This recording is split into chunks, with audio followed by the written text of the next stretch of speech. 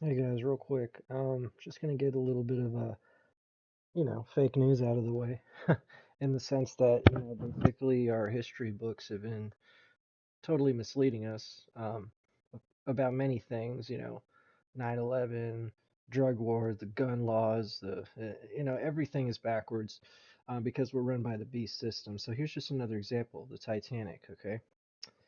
JP Morgan, of course, huge bankster, Jesuit, elitist one percenter.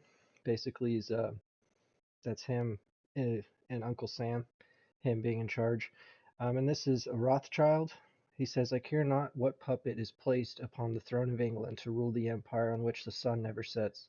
The man who controls Britain's money supply controls the British Empire, and I control the British money supply. That's a literal quote from this piece of poop.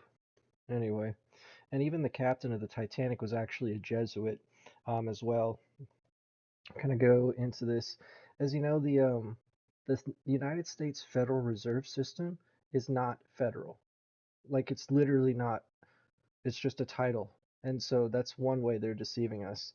And in 1913 is when they enacted the 16th Amendment. Okay, and I'll explain that later when we go into, how this happened.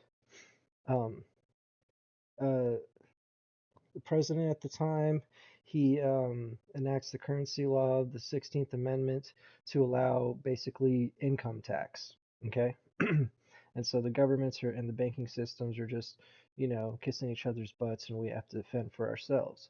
And this is one of the Jesuit leaders. Forget his name. But anyway, let's get into the story a little bit. Now, the iceberg, um, they knew it was coming. They literally sailed into a huge wall of ice on purpose. And they were warned 8 times. They got 8 messages saying, stop, turn around, reverse, go another way. 8 times. But the people in control of the ship, the Jesuits who were sacrificing themselves, didn't care. Okay, and JP Morgan actually had a room saved for him. Okay. But at the last minute, like 55 rich men bailed out, I swear. 55, who happened to be for a central bank. However, the people who were against the central bank were still on this ship. Okay, so 55 rich men who had already scheduled their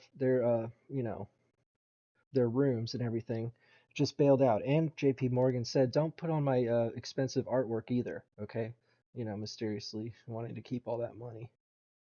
All right, then it basically crashes on purpose so they can get rid of the people who are against the central bank, which would basically make the banksters in control of this country.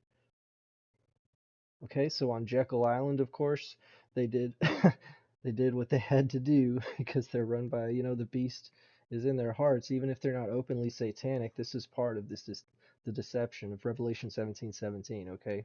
I'll give the power to the beast, and this is just one small example. 16th Amendment allows income tax, so the government gets paid on by literally what you do.